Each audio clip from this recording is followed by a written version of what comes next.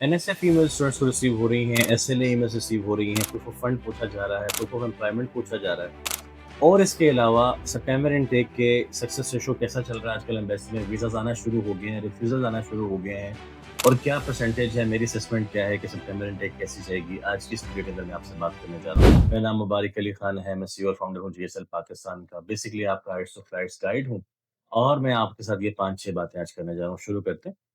First of all SLA emails जो भी लोग प्रायोरिटी पे वीज़ा फाइल करते हैं या स्टैंडर्ड पे वीज़ा फाइल करते हैं, अगर उनके डॉक्यूमेंटेशन में कोई लूप होल है, प्रूफ ऑफ फंड में कोई मसला है, यानी कि प्रूफ प्रोवाइड नहीं किया गया कि फंड्स कहाँ से हैं बैंक स्टेटमेंट के अंदर, तो उनके साथ एनएसएफ की मेल्स लाज़मी आ रही हैं। एम्प्लॉयमेंट लेटर प्रोवाइड किया है, इंटर्नशिप का, जॉब का, उसका कोई मुँह मत्था नहीं है, समझ नहीं आ रही कि अमाउंट ये कहाँ से ये एक ऑफ़र आपको रिसीव हो गया और उसका कोई सर-पैर नहीं है, कोई ऑर्गनाइज़ेशन की मेल मेंशन नहीं है, कोई कॉन्टैक्ट मेंशन नहीं है, ऐसे अजीब-अजीब से ब्लंडर्स जो हैं, बच्चे जब खुद अप्लाई करते हैं, तो वो भी करते हैं, जो नए-नए कंसल्टेंट्स मार्केट में काम कर रहे हैं, वो भी करवा देते हैं बच्चों से। तो ऐसे स्टूडेंट्स को बेसिकली एनएसएफ की मेल्स भी रिसीव होती हैं और एसएलए की मेल्स भी रिसीव होती हैं। NSF is not straightforward, SLA not met का मतलब ये होता है कि जो स्टैंडर्ड लेवल एग्रीमेंट टाइम है, वो उस पे आपका काम नहीं हो सकता, इसका मतलब है वो डिले है और डिले की वजह से एनएसएफ में आ गया। अब एनएसएफ जब आपको रिसीव होती है, तो आपके पास 3 काम करने होते हैं। आपने पहले अपने एम्प्लॉयर को फ्लैग करना होता है कि जी, आपको मेल आ सकती है और अगर आपके पास वो आपसे या तो कोई और चीज़ माँग सकते हैं, फॉर एग्ज़ाम्पल आपसे कह सकते हैं एम्प्लॉयर की मेल प्रोवाइड कर दें या कोई ऐसी चीज़ आपसे कह सकते हैं, तो आपको वो फ़ॉलो करना होता है। इसके अलावा आपके बैंक का जो मैनेजर है, उसको आपको फ्लैग करना होता है कि जी, आपको हेड ऑफ़िस में चेक करते रहिएगा, मेल आएगी, उस मेल को क्रॉस चेक करना है, जैसे ही मेल आए तो उस आपने उसको एक्टिव करना है, ओके करना है या अगर आपने प्रूफ ऑफ फंड नहीं अटैच किया था, तो प्रूफ ऑफ फंड आपसे माँगा जा सकता है। यहाँ पर रोला है, प्रूफ ऑफ फंड बेसिकली ये है कि आपने जब पैसे रखवाए, रखवाने से पहले उसके पास आपके पास प्रूफ हो। लोग करते ये हैं कि पैसे रखवा दिए 12 तारीख को, प्रूफ बना दिया 14 का, पैसे पहले आ चुके हैं, काम बाद में हुआ। तो ये स छोटे-छोटे ब्लंडर्स हैं, जिस वजह से आपका वीज़ा स्टक हो जाता है। ख़्याल ये करना है कि अमाउंट आपकी अपनी होगी, उस अमाउंट को मेक श्योर करना है कि आपके पास प्रूफ हो। हम इस पाकिस्तानी इतने अच्छे नहीं हैं कि अपने प्रूफ वगैरह को रखें, डॉक्यूमेंटेशन करवाएँ, बस हम ज़बानी जमा खर्च करते हैं। फिर कुछ जगह तो पाकिस्तान में से यहाँ पर निकाह लिखा नहीं जाता और बस बोल दिया जाता है, तो कहते हैं ज़ुबान हो गई और काम हो गया। तो यूके भी एम्बेसी से इस चीज़ों को नहीं मानती, नहीं समझती इन चीज़ों को। वो आपके साथ प्रॉपर अभी प्रूफ चाहती है, तो मेक श्योर करें कि अगर आप खुद वीज़ा फाइल करें, कोई आपका कंसल्टेंट वीज़ा फाइल करे और हम मेक श्योर करते हैं लाज़मी जेएसएल पे कि हम अगर आपका वीज़ा फाइल करें, तो हम आपके प्रूफ को लाज़मी अटैच करें, वेरिफाएबल प्रूफ हो। येलो स्टैम्प पेपर वगैरह कैंसल हो जाते हैं, इनकी कोई हैसियत नहीं है आजकल। लीगल कोई इनका जो है वो वजूद नहीं है, तो अब जो है वो ई-स्टैम्प पेपर्स रिक्वायर्ड होते हैं। तो स्टूडेंट्स को ये रिकमेंडेड है कि वो पहले से ई-स्टैम्प पेपर्स अपने अरेंज करके रखें, जिसके साथ भी आपकी डील हुई, आपने घर बेचा, प्लॉट बेची, कोई आपकी कोई आड़ती थी, कोई आपकी कोई एग्रीकल्चर लैंड थी, आपने वो उस पे आपको अमाउंट आ रही थी या कहीं भी कुछ कहीं से भी आपकी वो आपने स्टॉक बेचे, कुछ बेचा, तो आपके पास उसका प्रूफ होना चाहिए फर्स्ट।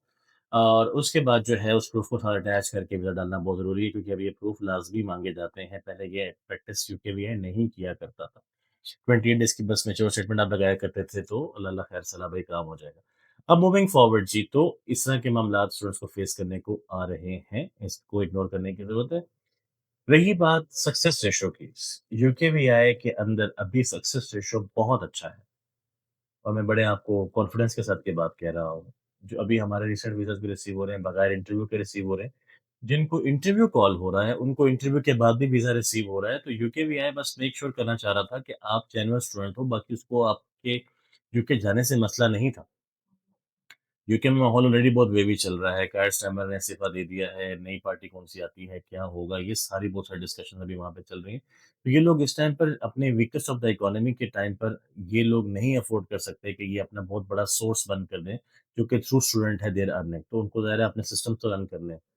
तो coming back to the point जी, तो आप जो है इसका एनएसएफ से कोई मसला नहीं है, वेट करना है आपने, कोई पेड इंक्वायरी नहीं करने की ज़रूरत आपके पास, अभी यूनिवर्सिटी में अच्छा भला टाइम है, जुलाई का स्टार्ट है, फिर अगस्त है, फिर सितंबर है, कुछ की केसेस कुछ यूनिवर्सिटी अक्टूबर में स्टार्ट हो रही हैं। तो ये मैं आपको सेकंड राउंड में गाइड करूँगा कि कब आपको थ्रू मेल इंक्वायरी करनी है या थ्रू कॉल इंक्वायरी करनी है। फिलहाल के लिए अगर आपको एनएसएफ आ गई है, एसएलए आ गई है, कुछ भी ऐसा आ रहा है, फिलहाल के लिए चिल करें और वेट अपना इसको जो है वो कीप पेशेंट और टाइम का इंतज़ार करें कि अभी आपके पास टाइम है, यूनिवर्सिटी आपको उसकी अपडेट खुद ही निकाल के इंशाल्लाह एम्बेसी कर देगी और होपफुली आप वीज़ा अपना रिसीव कर लेंगे। इतनी कंप्लायंस बढ़ा दी गई है यूनिवर्सिटी लेवल के ऊपर कि यूकेवीआई के पास अब कोई इतना मसला है ही नहीं।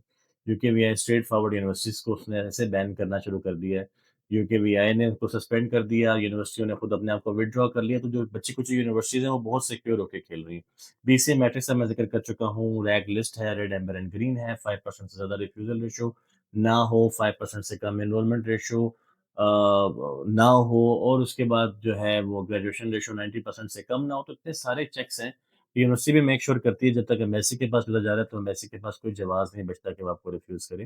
तो लिहाज़ा चिल करें वीज़ा डाल चुके हैं तो कोई टेंशन नहीं है, अगर कोई एनएसएफ ऐसे ले आएगी तो कोई ऐसे मसले की बात नहीं है। एक्सेप्टेंस रेशियो काफ़ी बेहतर है, इंशाल्लाह आपका वीज़ा मिल जाएगा, अगर नहीं आता या कोई ऐसे स्पेसिफिक क्वेश्चन आपको लगते हैं कि आप पूछ सकते हैं, तो हमें आप कमेंट सेक्शन में आ जाएँ, मैं आपके साथ अटैच कर देता हूँ लोकेशंस वगैरह, आप मुझसे मिलना चाहते हैं, मैं जनरली आई-8 में बैठता हूँ, तो आ जाइए, इस्लामाबाद के अंदर मुलाकात भी होती है, आपसे गपशप होती है, आपके केस पे डिस्कशन होगी, इट्स फॉर फ्री जी, हम इसमें कुछ चार्ज नहीं करते और आपसे मुलाकात करते हैं और आपको सपोर्ट करते हैं from our suppliers. God bless you all and God bless Pakistan.